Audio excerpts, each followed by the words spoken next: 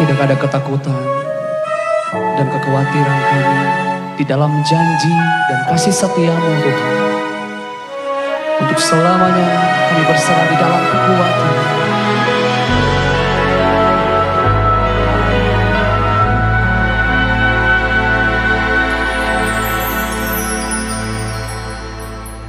Sungguh besar setiamu, Kau nyatakan bagiku. Kau Bapa yang selalu mengerti isi hatiku. Kemuliaan-Mu Kau janjikan, aku tetap percaya, ku percaya janji-Mu ajaib terukir dalam kehidupanku. Ku berserah di dalam kekuatan-Mu, ku percaya.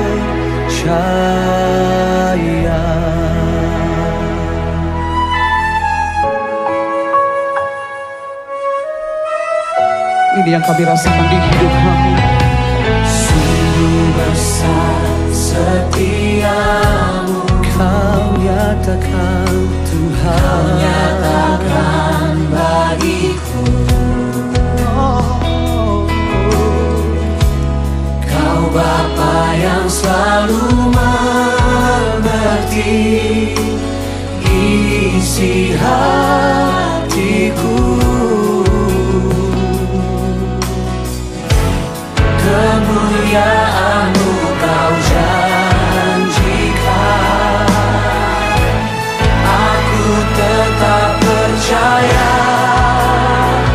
ku percaya janji-Mu ajaib terukir dalam kehidupanku. Ku berserah di dalam kekuatan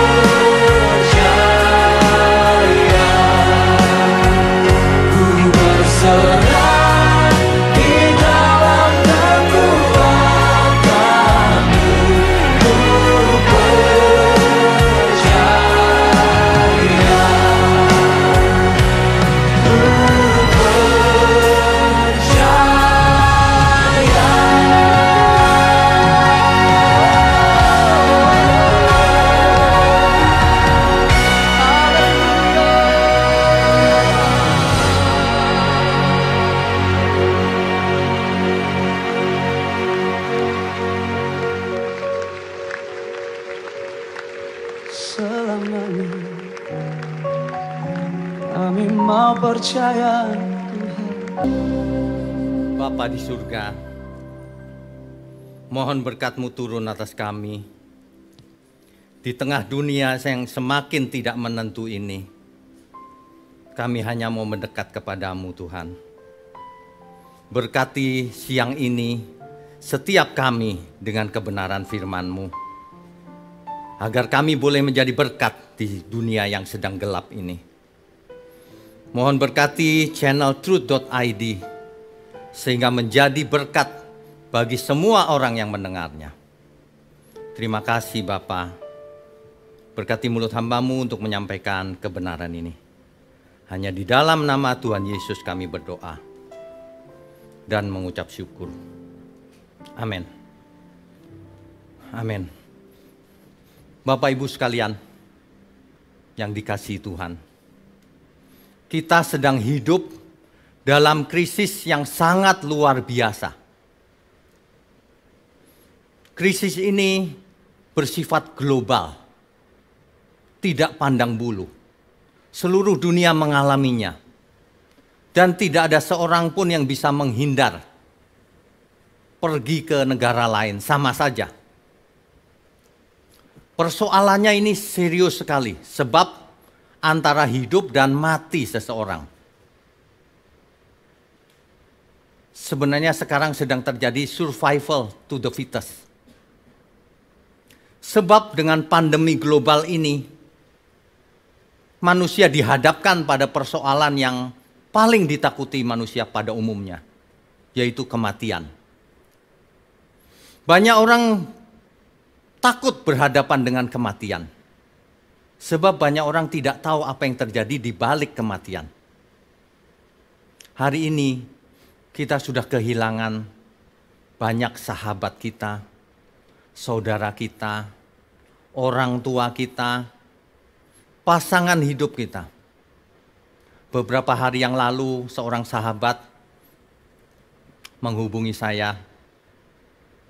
Ia menangis karena mamanya sudah tidak ada lagi. Karena terkena COVID-19 ini. Dengan varian yang baru semakin ganas. Saya bersama istri saya juga jadi menangis akhirnya. Dunia ini tragis. Ini belum memicu krisis-krisis yang lain.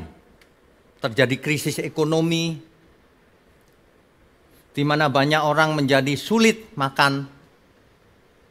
Gereja juga banyak menolong orang yang tidak bisa makan. Kita kirim makanan, kita kirim uang dan sebagainya.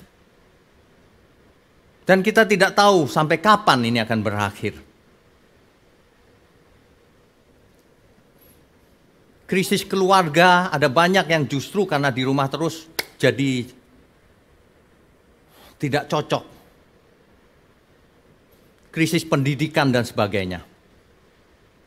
Dahulu kalau kita belajar, kita datang ke sekolah. Khususnya kalau sekolah keterampilan. Tapi sekarang ini, TK saja sudah pakai internet untuk sekolah. Karena tidak memungkinkan untuk bertemu muka. Bahkan sekolah musik pun online sekarang. Bayangkan, belajar musik secara online. Ya, dunia berubah total dengan adanya pandemi ini. Setiap manusia bisa mati setiap saat. Tidak bisa diprediksi. Ada orang yang pagi hari berangkat ke rumah sakit, masih sempat WA dengan kita. Berapa jam kemudian sudah tidak ada.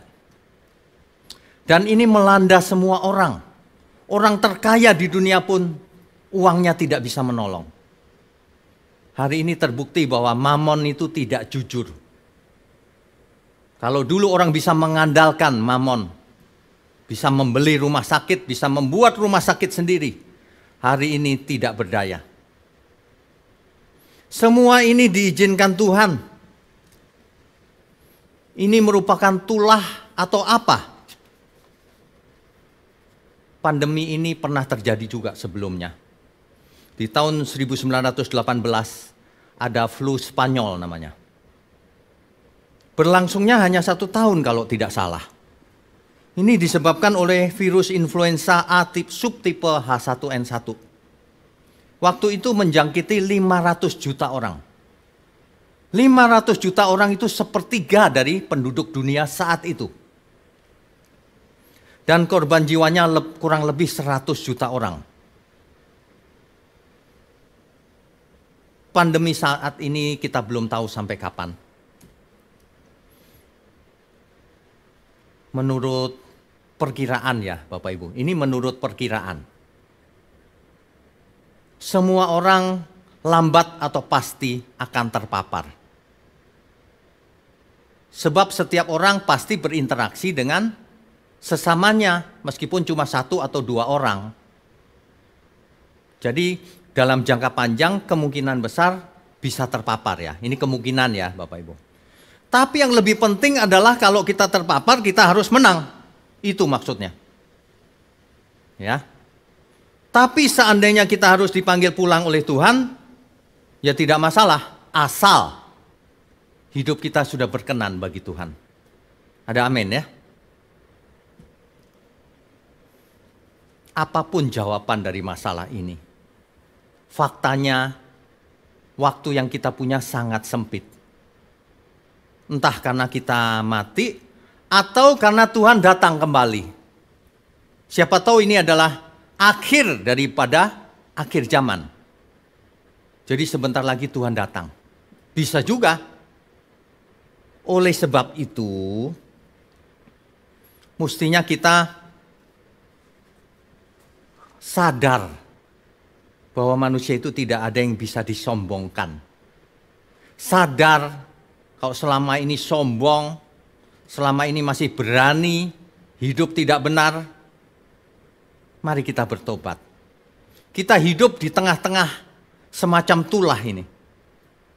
Tapi anak Allah yang Maha Tinggi ada di tangan Tuhan. Ada amin? Oleh sebab itu sebagai gereja Tuhan, kalau saya bicara gereja ada 2. Baik gereja sebagai institusi maupun gereja sebagai individu, yaitu orang percaya. Mari kita sebagai gereja, baik organisasi maupun individu, mari kita cepat-cepat membenahi diri. Sebab kalau enggak Tuhan segera datang, kita juga mati. Mari. Ini waktunya sangat mendesak. Disebut juga crash program. Mari kita lakukan crash program terhadap kita sebagai orang percaya dan juga gereja Tuhan. Jangan terlena. Ini membuktikan di tengah-tengah tulah ini atau pandemi ini, siapa orang-orang kudus Tuhan. Bukan berarti orang kudus tidak bisa sakit, bukan itu artinya. Tapi justru di tengah-tengah ini kita harus jadi berkat. Kalaupun kita dipanggil Tuhan, tidak masalah. Tapi kita harus jadi berkat. Ada amin ya? Baik. Jadi jangan berlambat-lambat lagi, jangan tunda lagi untuk bertobat. Berhenti bermain-main. Mari kita fokuskan hidup kita mengejar yang amat penting, mengejar yang terutama. Sebagai gereja Tuhan institusi, mari kita kejar supaya gereja ini dipakai Tuhan untuk menyelamatkan banyak jiwa. Supaya gereja ini, supaya gereja Tuhan dimanapun seluruh dunia bertobat lagi, menyampaikan kebenaran. Sudah, jangan hanya menyampaikan sebagian kebenaran. Jangan, ya. Selama ini kalau fokusnya hanya mujizat, hanya mistis-mistis, sudah bertobat lagi. Sebab kebenaran tidak hanya itu, harus lengkap. Waktunya sudah sempit. Kalau Bapak Ibu mendengar ini, jangan keraskan hati. Ya, jangan mengeraskan hati. Waktunya masih ada meskipun sempit sekali. Mari kita menjadi gereja Tuhan yang ideal di muka bumi ini. Sebab itulah kehendak Tuhan. Amin ya Bapak Ibu. Ada banyak sekali praktek-praktek yang tidak sesuai apa yang Tuhan inginkan. Gereja Tuhan yang ideal, itu cirinya minimal ada 3. Dicatat baik-baik. Jadi kalau misalnya kita belum seperti itu, mari kita belajar. Mumpung masih punya waktu, disingkatnya waktu ini. Gereja yang ideal, yang Tuhan kehendaki, minimal mempunyai 3 ciri. Yang pertama, ia pasti mengajarkan kesucian hidup. Pasti. Kekudusan yang utama. Itu pasti. Yang kedua, pasti orientasinya kekekalan. Bukan di bumi ini. Karena bumi bukan rumah kita. Yang ketiga, pasti mengajarkan tanggung jawab. Gereja Tuhan yang ideal itu mengajarkan tanggung jawab selagi kita masih hidup di bumi ini. Bapak Ibu sekalian, perhatikan baik-baik dan jangan mengeraskan hati. Soal kesucian, ada 3 poin tadi ya yang penting. Soal kesucian, coba kita baca dahulu 1 Petrus 1 ayatnya yang ke-15 sampai 16. 1 Petrus pasal 1 ayatnya yang ke-15 sampai 16. Tetapi hendaklah kamu kudus di dalam seluruh hidupmu. Di dalam seluruh hidup. Sama seperti Dia yang kudus yang telah memanggil kamu. Sebab ada tertulis, kuduslah kamu sebab aku kudus. Ayat ini ditujukan kepada gereja Tuhan, baik sebagai individu, personal, maupun sebagai institusi gereja Tuhan, organisasi. Di akhir zaman ini, Alkitab berkata, yang kudus akan semakin kudus. Yang fasik semakin fasik, akan dipisahkan antara yang kudus dan yang fasik. Gak bisa kita tidak memilih. Ciri gereja yang ideal yang pertama, orientasinya tekanannya pada kekudusan hidup. Apa itu arti kekudusan? Percuma orang mengatakan kekudusan kalau pengertiannya salah. Seorang mahasiswa teologi, kalau saya tanya apa itu kekudusan? Kekudusan itu kalau pakaiannya putih, Pak. Itu terus jawabannya. Pakaiannya putih. Sering puasa, memuji Tuhan setiap saat, setiap hari.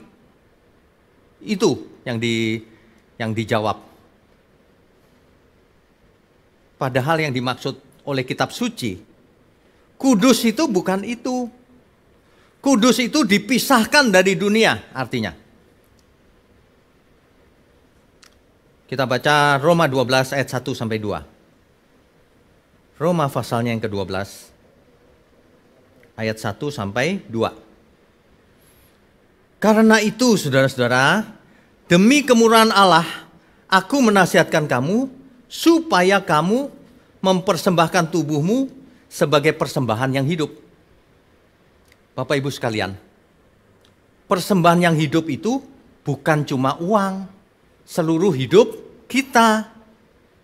Yang bagaimana hidupnya? Yang kudus dan yang berkenan kepada Allah, itu adalah ibadahmu yang sejati. Itulah ibadah yang benar itu. Banyak orang terjebak pada berbagai macam persembahan.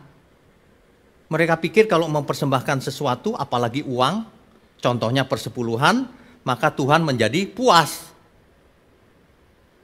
Ingat baik-baik, kalau kita bicara begini bukan berarti kita anti perpuluhan ya, bukan. Perpuluhan boleh dilakukan, harus bahkan. Tapi yang lain jangan dilupakan. Apalagi kalau ngasih perpuluhan untuk mendapatkan dibalas Tuhan. Salah itu motivasinya. Mari kita bertobat. Waktunya tidak lama lagi nih. Tidak tahu apa yang akan terjadi lagi. Varian COVID sudah ada 10 kalau nggak salah, saya pernah baca. Jadi kecepatan vaksin kalah dengan mutasinya COVID. Mari kita bertobat. Tidak ada yang perlu kita kejar lagi selain pertobatan hidup. Hidup suci. Jangan seperti dunia ini. Kita harus hidup kudus. Yang kudus dan yang berkenan kepada Allah. Yang berkenan itu artinya yang menyenangkan Allah. Pleasing God itu artinya berkenan. Itu adalah ibadahmu yang sejati. Ayat 2 ya. Janganlah kamu menjadi serupa dengan dunia ini. Nah itu maksudnya kudus tuh. Dipisahkan dari dunia ini. Bukan secara fisik. Cara pikirnya. Perasaannya. Kehendaknya, keinginan-keinginannya. Mindsetnya. Pola pikirnya. Sehingga apa? Tetapi berubahlah oleh pembaharuan budimu. Oleh pembaharuan budi. Untuk apa? Sehingga kamu dapat membedakan manakah kehendak Allah, apa yang baik, yang berkenan kepada Allah, dan yang sempurna. Sebagai gereja Tuhan, kita harus tahu mana yang baik, mana yang menyenangkan Tuhan, dan mana yang sempurna. Jangan cuma liturgi, jangan cuma main-main persembahan, jangan main-main mistik yang nggak benar. Waktunya sudah pendek. Ayo bertobat lagi ya Bapak Ibu. Persembahkan seluruh hidup kita. Persepuluhan bagaimana Pak? Persepuluhan harus, kecuali orang yang tidak punya, bahkan gereja yang harus memberi. Persepuluhan itu untuk menolong orang. Ada amin ya? Dirubah pembaharuan budi. Kalau enggak bisa tahu mana yang baik, mana yang berkenan, dan mana yang sempurna. Kalau tidak mengerti, tidak bisa beribadah secara benar. Ibadah yang sejati mempersembahkan seluruh tubuh kita yang hidup kudus. Itulah sebabnya gereja yang benar mengajarkan kekudusan hidup. Apa itu? Tekanannya pada karakter building. Mengubah karakter. Mengubah cara berpikir seseorang. Mengubah perasaannya, mengubah seluruh keinginannya. Mengubah seluruh aspek hidupnya. Dalam bahasa 2 Petrus 1 ayat 4. Coba kita baca dulu. 2 Petrus pasalnya yang pertama ayat keempat.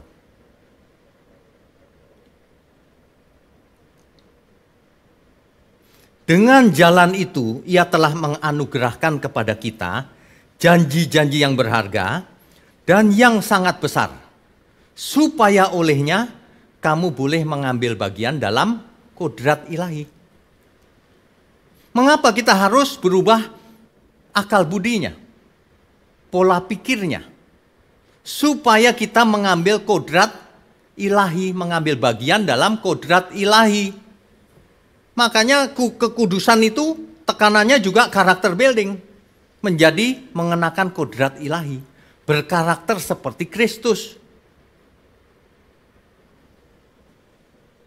Tuhan berkata begini, makananku ialah melakukan kehendak Dia yang mengutus aku dan menyelesaikan pekerjaannya. Itulah karakter anak Allah yang maha tinggi. Rasul Paulus menulis 1 Korintus 10 ayat 31. Baik aku makan, aku minum, atau melakukan segala sesuatu, lakukan untuk kemuliaan Tuhan. Itulah hidup kudus. Hidup kudus itu apa saja yang kita lakukan untuk Tuhan. Itulah hidup kudus. Mengapa kita harus hidup kudus? Kudus itu artinya tak bercacat, tak bercela, murni tanpa campuran, bersih. Bersih pikirannya, perasaan hatinya, dan keinginan-keinginannya. Bersih. Itu hidup kudus. Mengapa kita harus hidup kudus? Karena mau dipersembahkan kepada Tuhan. Itulah penyembah-penyembah yang benar. Hidupnya menyenangkan Tuhan. Itulah yang diinginkan oleh Tuhan. Itulah kudus. Makanya orang benar hidupnya pasti kudus. Orang yang rajin ke gereja belum tentu hidup kudus. Hidup kudus ditandai dengan hidup benar, yaitu seluruh hidupnya dipersembahkan untuk Tuhan. Itu sebabnya kita harus setiap hari merenungkan, ya, merenungkan Roh Kudus sudah ditaruh dalam diri kita, supaya kita hidup kudus maksudnya. Ayo kita gumuli setiap hari. Roh Kudus tolong aku hidup tidak bercela sampai waktu menutup mata. Ku rindu seperti Yesus, kesukaanmu Bapa, hidup ini jadi berharga. Hidup kudus itu tidak gampang. Meskipun Roh Kudus ditaruh dalam diri kita, tapi kita harus memberi diri untuk dipimpin karena kita bukan robot biologis. Kita diberi kehendak bebas, mau dipimpin atau tidak. Mau mengerahkan pikiran seluruh hidup kita untuk hidup kudus atau tidak. Kita bukan robot, tidak ada predestinasi di situ. Manusia diberi pilihan, sehingga manusia harus bergumul dalam hidupnya. Kita harus bergumul, saudara. Roh Kudus tolong aku hidup tidak bercela sampai waktu menutup mata. Ku rindu seperti Yesus, kesukaanmu Bapa, hidup ini jadi berharga. Hidup jadi berharga kalau kita hidup kudus. Hidup jadi sia-sia kalau hidup dalam dosa. Manusia boleh kaya, sukses, berkuasa, tapi kalau hidupnya tidak kudus, maka hidupnya tidak bernilai apa-apa di hadapan Tuhan. Lagi pula hidup ini cuma singkat, 70-80 tahun. Manusia yang benar, fokusnya jauh ke depan, tidak pendek pikirannya. Banyak orang pikirannya pendek, seolah-olah hidup ini sampai pada nisan, batu kubur saja. Padahal ada hidup di balik kubur yang justru kekal. Hidup orang benar jauh ke depan kepada kekekalan. Nilai-nilai gereja yang ideal di hadapan Tuhan. Yang pertama, hidup kudus. Yang kedua, hidup kekal. Makanya kalau di gereja tidak diajarkan hidup kekal, lalu mau apa? Ada lagi yang mengajarkan dunia ini akan jadi surga, Pak. Saya nggak mengerti dari mana ide itu. Alkitab berkata, Tuhan yang berkata, Tuhan Yesus langsung berkata, aku pergi menyediakan tempat bagimu, supaya di mana aku ada, kamu pun berada. Kita disediakan tempat di rumah Bapa, saudara. Di rumah Bapakku banyak tempat tinggal, supaya di mana aku ada, kamu pun ada. Lah kok orientasinya bumi akan jadi surga? Salah. Padahal ini sudah bahasa Indonesia loh. Kok tidak mengerti maksudnya ya? Tuhan di zamannya Tuhan Yesus juga begitu tuh. Mengapa kamu tidak mengerti bahasaku? Kenapa? Padahal jelas loh pakai bahasa manusia. Gereja yang ideal di mata Tuhan pasti mengarahkan jemaatnya untuk orientasinya kekekalan. Bapak Ibu, mari kita belajar dengan benar. Kita harus jadi murid Tuhan Yesus. Jangan jadi murid siapapun. Jadilah murid Tuhan Yesus, Sang Guru Agung kita. Sebab hanya Dia yang sempurna.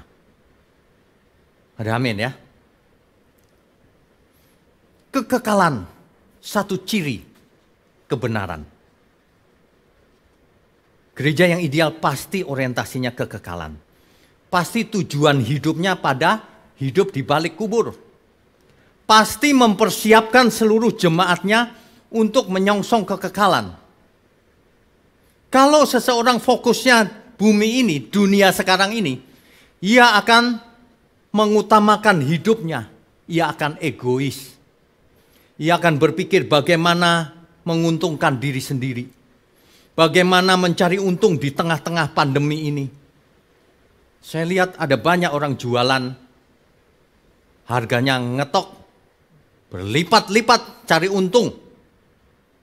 Di tengah-tengah kesusahan banyak orang masih mau cari untung. Cari untung bisa, boleh, tapi wajar kalau sudah berkali-kali lipat. Cepat bertobat sebelum kau mati. Ya.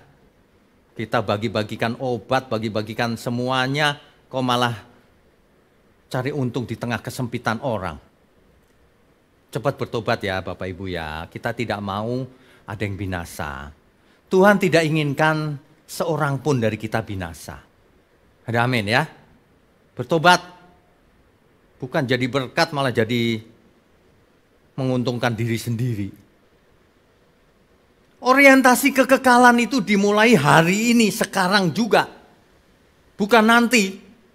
Ada ajaran yang begitu tuh. Tuhan Yesus berkata, Matius 5 ayat 48. Kamu harus sempurna, sebab Bapa itu sempurna. Seperti Bapa di surga sempurna. Itu maksudnya bukan kita menjadi Bapa di surga, bukan. Karena Bapa di surga sempurna, maka kita juga harus sempurna sebagai anak-anaknya, sebagai manusia. Begitu artinya. Malah ngajarin orang, itu artinya nanti di sempurnanya itu. Nanti kita sempurnanya itu di surga. Kalau di bumi kita manusia biasa, tidak bisa sempurna. Kau melawan perkataan Tuhan Yesus loh. Berani ya. Padahal kau kena COVID bisa mati loh setiap saat. Kok masih sombong ya. Nanti semua ayat Alkitab diartikan nanti. Kuduslah kamu sebab aku kudus. Itu nanti saja, sucinya di surga.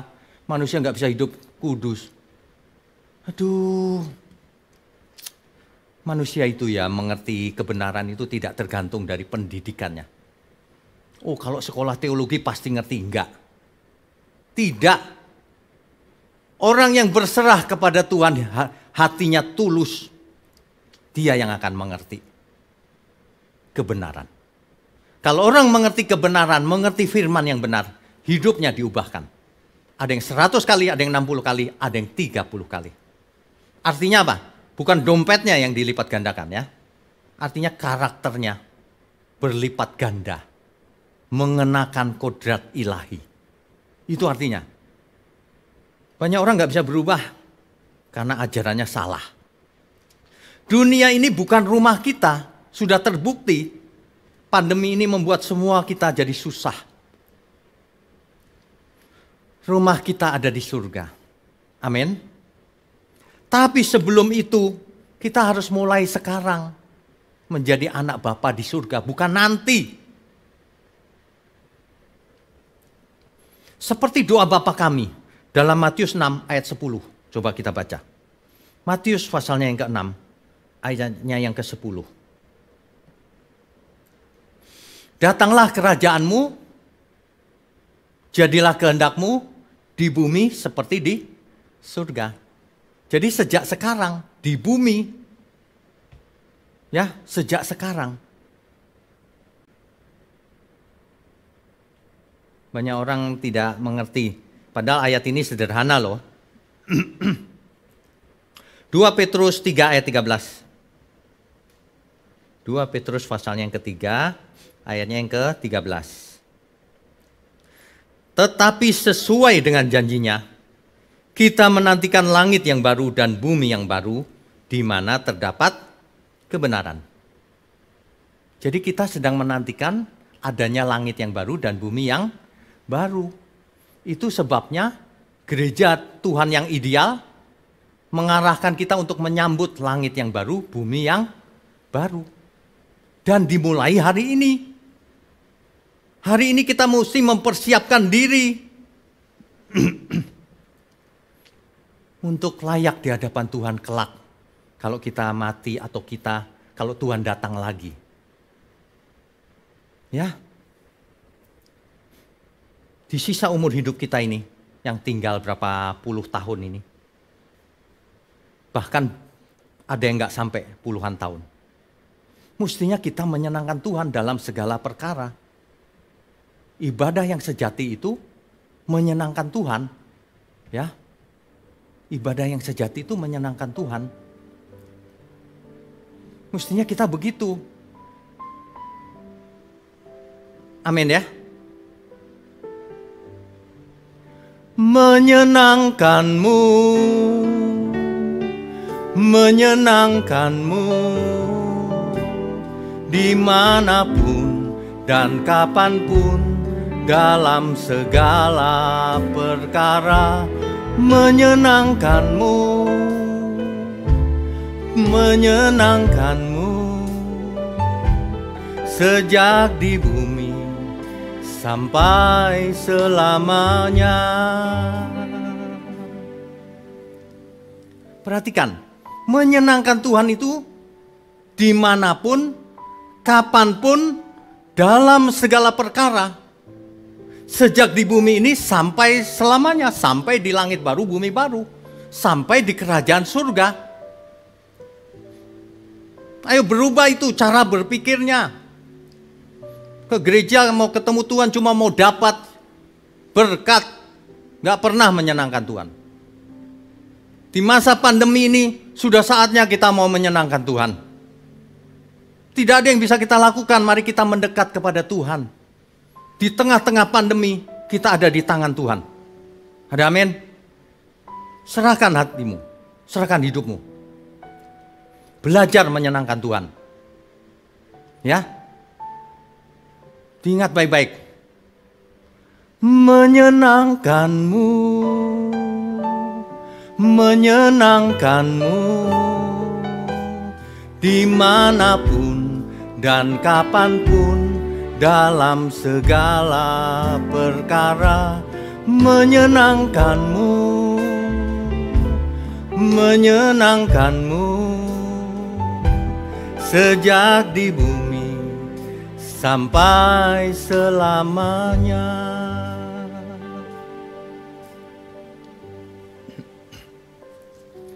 Gereja Tuhan yang ideal, yang benar, pasti mengajarkan juga satu ini, yang ketiga. Sebab tanpa ciri yang ketiga ini, maka semuanya menjadi sia-sia. Gereja yang benar mengajarkan tanggung jawab.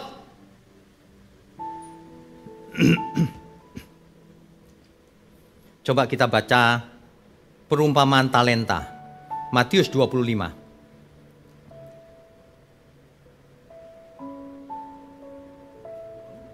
Ayatnya yang ke-14 sampai 30.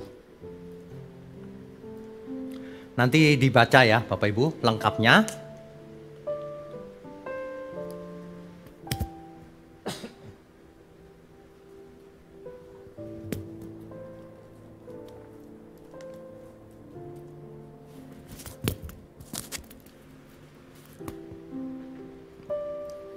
Ini Tuhan yang mengajar, Bapak Ibu.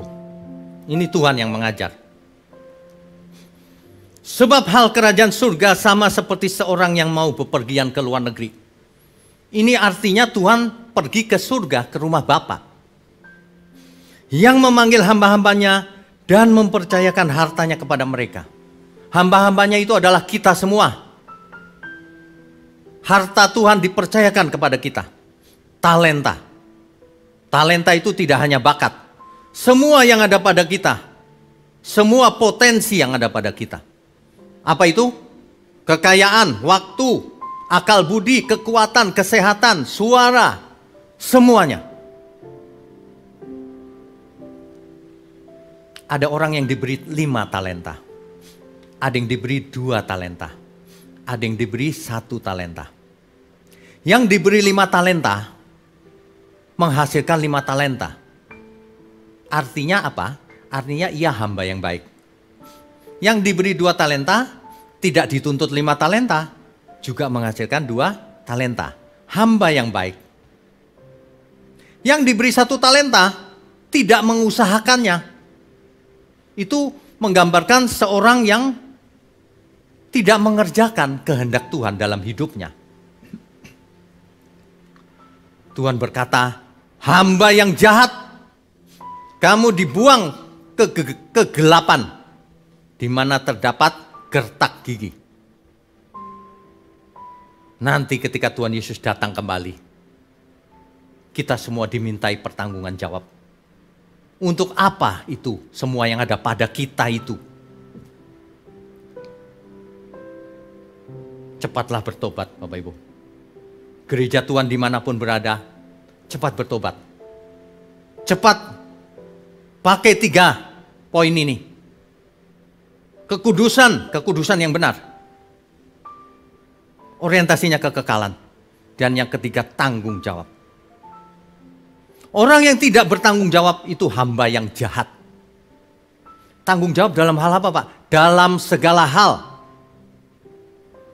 Makanya yang menyenangkan Tuhan itu setiap saat, dimanapun, kapanpun, dalam segala perkara. Sejak sekarang. Tanggung jawab. Nanti kita harus menghadap tahta pengadilan Kristus. Untuk mempertanggungjawabkan apa yang kita perbuat. Selama kita hidup. Baik atau jahat. Banyak orang gak takut loh. Saya heran. Padahal ayat ini sangat jelas maksudnya. Di tengah-tengah pandemi yang sangat berbahaya ini. Kalau masih tidak mau bertobat lagi. Itu seperti Fir'aun yang dikeraskan hatinya oleh Tuhan.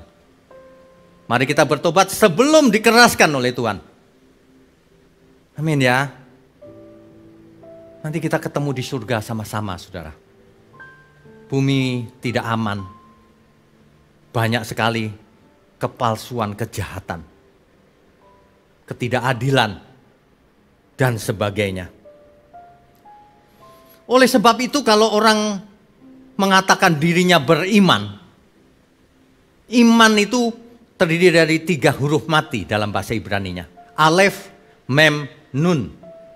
Dari 3 huruf mati ini bisa terjadi huruf amen. Amin maksudnya. Amin itu ya Tuhan. Bisa juga menjadi huruf emunah. Emunah itu kalau dalam bahasa Indonesia amanah bisa juga. Serapan dari bahasa Arab, amanah. Kita diberi amanah, emunah.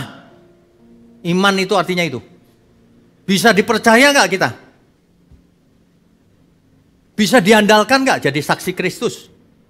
Bisa diandalkan gak jadi berkat bagi sesama? Jangan jadi sandungan Bapak Ibu. Oleh karena itu mari kita belajar keras. Belajar kebenaran setiap hari. Jangan sudah disuruh tinggal di rumah aja, cuma tidur kerjanya, malas. Kita gunakan waktu yang sekarang sering di rumah ini. Ayo kita kejar ketinggalan kita. Belajar, bekerja keras. Cari solusi supaya jadi berkat bagi di rumah masing-masing. Jadi berkat bagi sesama. Ayo jaga kesehatan. Kecuali kalau kita sudah jaga, tapi tetap dipanggil Tuhan, artinya Tuhan memanggil kita. Enggak masalah. Tapi kita sudah bertanggung jawab. Jaga kesehatan. Jadilah berkat.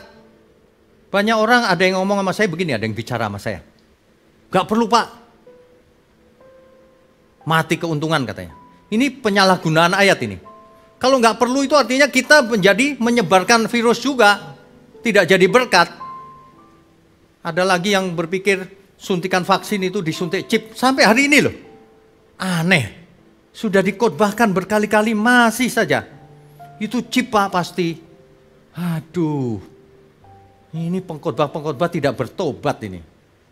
Nggak ada buktinya, membual terus. Pakai mimbar lagi. Sehingga jemaat pada ketakutan.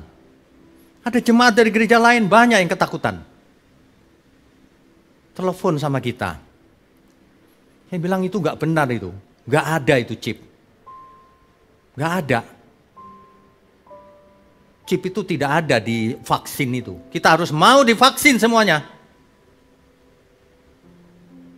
Kita harus ikut serta menjadi berkat bagi dunia ini. Jangan jadi sandungan. Ya, yang mesti bertobat dulu itu pengkhotbah. Sebab kalau mengkhotbahkan hal-hal yang spektakuler tapi membohongi, lebih baik batu kilangan diikat di lehermu dan kau dibuang ke laut. Itu Alkitab loh yang bicara, bukan saya loh. Saya cuma menyampaikan, mengingatkan banyak orang yang tidak takut akan Tuhan. Di tengah-tengah situasi begini bukan jadi berkat, malah cari sensasi supaya YouTube-nya rame, heran.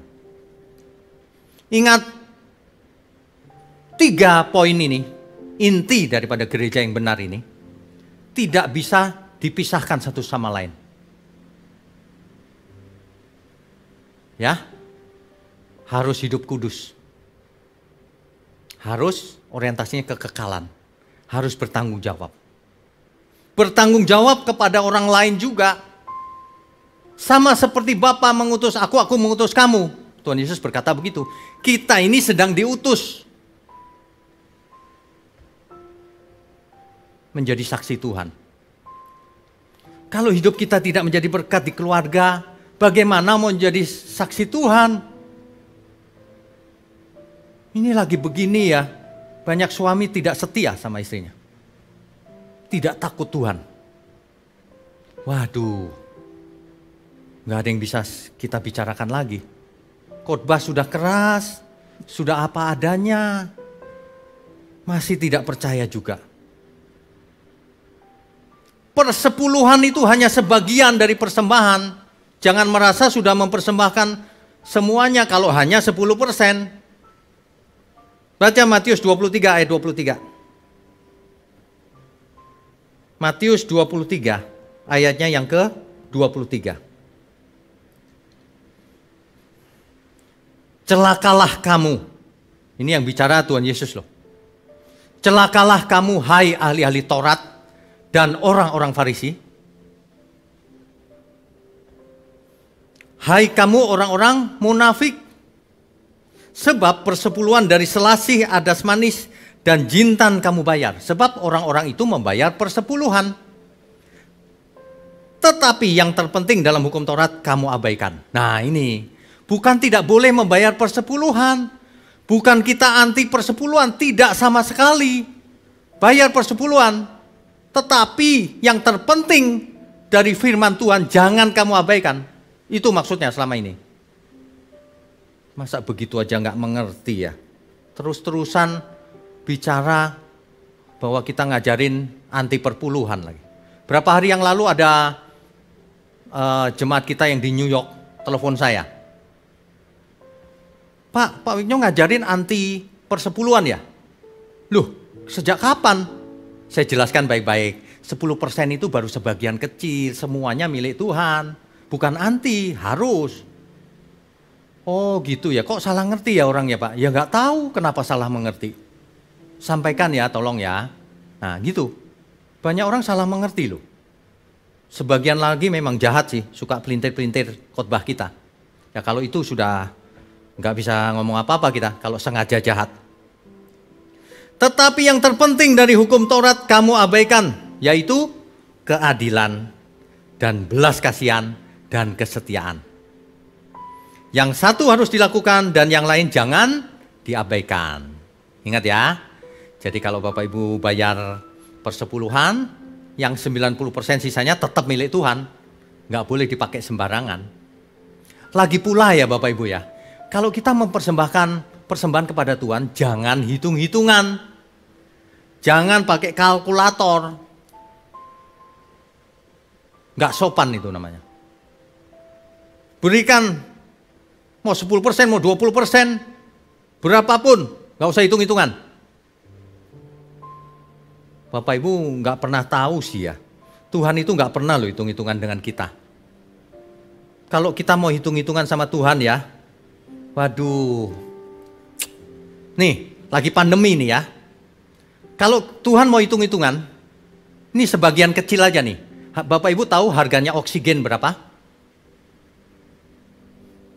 Oksigen itu harganya per liter Rp25.000. Berapa harganya nitrogen? per liter? Rp10.000.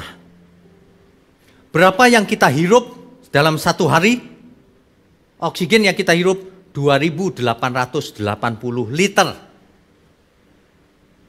Nitrogen yang kita hirup setiap hari 11.376 liter. Artinya apa? Setiap hari kita membayar oksigen 72 juta. Dan membayar nitrogen 113.760.000. Artinya setiap hari kita menghirup oksigen dan nitrogen kalau harus bayar 185.760.000. Coba bayangkan. Dalam satu bulan Bapak Ibu harus bayar 5,5 miliar. Kalau mau hitung-hitungan. Makanya jangan hitung-hitungan sama Tuhan. Ini bukan soal uang. Sama sekali bukan soal uang. Tuhan bukan ingin uang kita. Tuhan ingin seluruh hidup kita. Mengapa Tuhan ingin? Bukan karena Tuhan butuh. Karena Tuhan ingin kita semua tidak ada yang binasa. Karena Tuhan menginginkan kita menjadi anak-anak Bapa di surga. Yang berkenan, yang menyenangkan Dia. Ada amin ya? Aduh. Ini menyedihkan loh. Banyak gereja itu, mari kita bertobat. Waktunya singkat, mari bertobat sungguh-sungguh. Sebagai gereja Tuhan, organisasi maupun individu gereja Tuhan. Orang percaya. Mari kita sampaikan firman yang murni, yang lengkap, yang alkitabiah. Jangan pilih-pilih ayat, apalagi tekanannya jemaat selalu ditekan-tekan suruh kasih persepuluhan. Setiap khotbah seperti itu. Bertobat itu.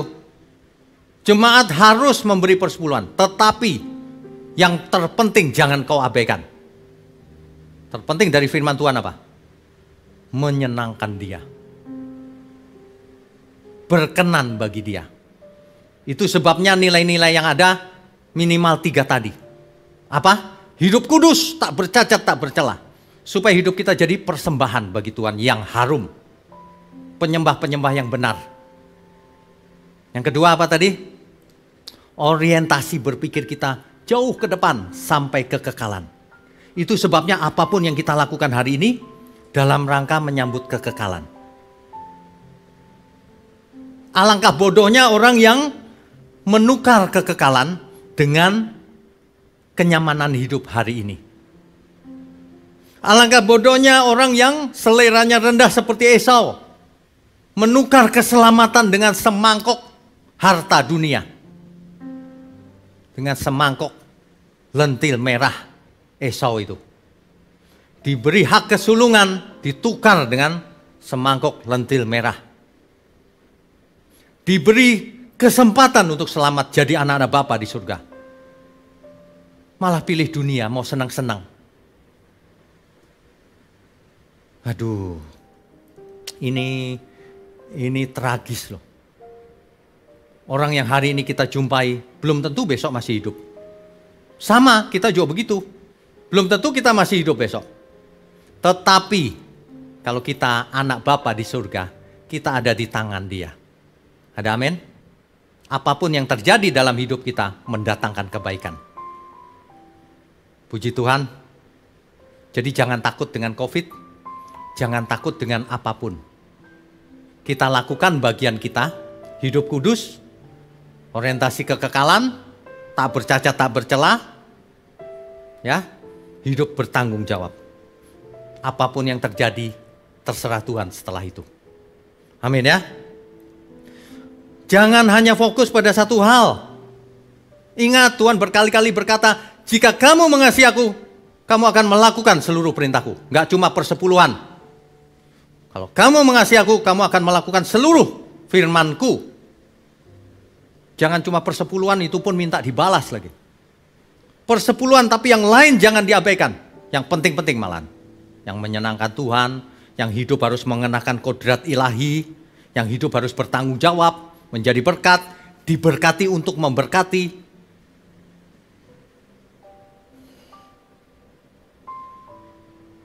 Sebelum kita tutup, saya mau bacakan pemazmur. Kitab Mazmur ini sering dibaca. Mazmur 23 ayatnya yang keempat.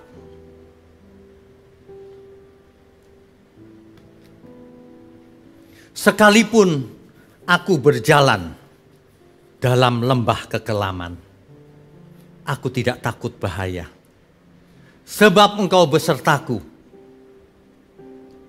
Gadamu dan tongkatmu itulah yang menghibur aku. Bapak Ibu sekalian, meskipun kita sedang berjalan dalam lembah kekelaman, hari ini kita hidup di tengah-tengah pandemi, tapi aku tidak takut bahaya. Sebab apa? Sebab Engkau besertaku. Mari kita hidup bersama Tuhan. Mari kita persembahkan seluruh hidup kita. Sekalipun dagingku dan hatiku habis lenyap Tuhan. Seluruh hidup ini adalah persembahan. Jadi tidak masalah apapun akan kulakukan. Sekalipun dagingku dan hatiku habis lenyap, gunung batuku dan bagianku tetaplah Allah selamanya. Sekalipun begitu. Sekalipun dagingku dan hatiku habis lenyap, gunung batuku dan bagianku tetaplah Allah selamanya. Bapak Ibu sekalian, mari persembahkan seluruh hidup kita. Bahkan ketika kita harus mati sekalipun seluruh tubuh kita lenyap, kembali menjadi debu, tapi itu tidak masalah sama sekali. Karena kita mau tetap bersama Allah selamanya. Ada amin ya. Mari kita belajar Bapak Ibu.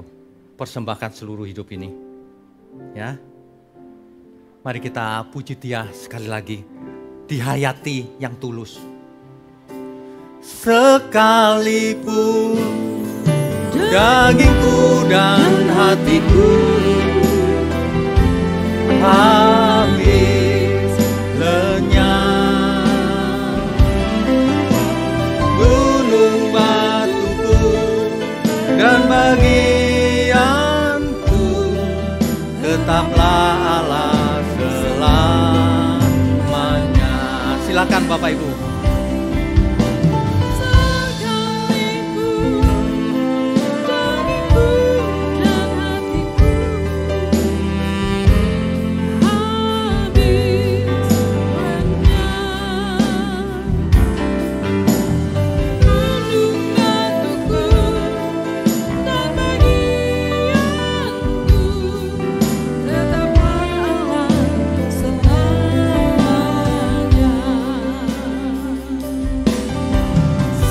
Sekalipun dagingku dan hatiku habis lenyap, gunung batuku dan bagianku tetaplah Allah selamanya. Tetaplah Allah selamanya. Tetaplah Allah selamanya. Tetaplah Allah selamanya. Tetaplah Allah selamanya.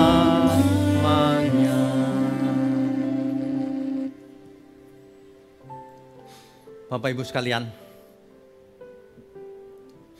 di tengah-tengah pandemi ini, saya mengerti ada banyak persoalan, ada banyak yang kesusahan.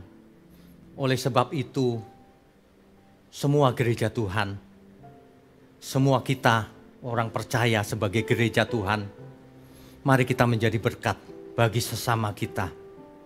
Mari kita menjadi anggur yang tercurah, roti yang terpecah. Mari kita bertobat Bapak Ibu. Amin ya. Mari kita dukung pekerjaan Tuhan, agar banyak jiwa diselamatkan. Mari kita angkat tangan kita. Kami sambut segala berkat yang turun dari Bapa kita di surga, dari Tuhan Yesus Kristus, dalam persekutuan dengan Roh Kudus, yang memimpin kita kepada seluruh kebenaran, sampai selama-lamanya.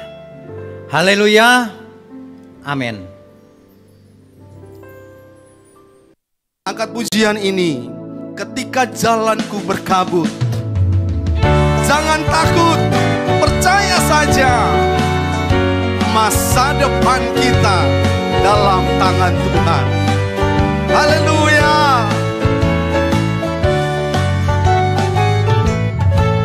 Ketika jalanku berkabut, tak tahu apa hari esok, ku tanya Tuhan, seolah membisu. Lalu ku dengar suaranya, jangan takut, percaya saja. Masa depanmu dalam tanganku. Ketika jalanku berkabut, ketika jalanku berkabut, tak tahu apa hari esok, ku tanya Tuhan, seolah membisu. Lalu ku dengar suaranya, jangan takut, percaya saja. Masa depanmu dalam tanganku. Penjagaan Tuhan, penjagaan Tuhan, perlindungan Tuhan, pembelaan Tuhan tak berkesudahan. Kasih setia Tuhan, kasih setia Tuhan, kasih setia Tuhan selamanya. Haleluya. Kasihnya sungguh sempurna, lebih luas dari samudra. Oh, oh, Dia selalu pedulikan umatnya sampai di seberang langit biru. Amin. Mari dengan sukacita nyanyikan pujian ini sambil bertepuk tangan. Ketika jalanku berkabut, ketika jalanku berkabut, tak tahu apa hari esok, ku tanya Tuhan, seolah membisu. Lalu ku dengar suaranya, Dia berkata jangan takut, amin. Percaya saja, masa depanmu dalam tangan Tuhan. Penjagaan Tuhan, perlindungan Tuhan, pembelaan Tuhan tak berkesudahan. Kasih setia Tuhan, kasih setia Tuhan, kasih setia Tuhan selamanya. Kasihnya sungguh sempurna, sungguh sempurna, lebih luas dari samudra. Oh, Dia selalu pedulikan umatnya